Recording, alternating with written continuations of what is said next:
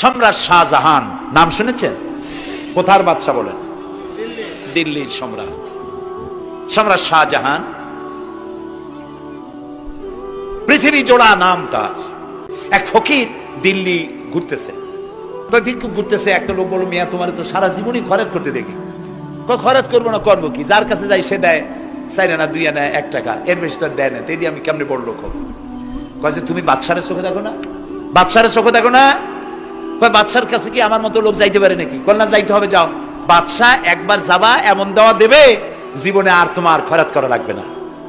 তো বলছে বাদশার কাছে যাও। তো বাদশারে পাবো কই? কই তো দেখলাম কেবল মসজিদে ঢুকলো।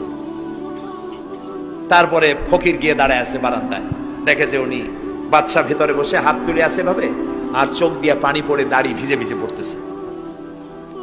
নামাজ শেষ করে, মোনাজাত শেষ করে বাদশা বেরিয়েছে। কোন বাদশা? শাহজাহান।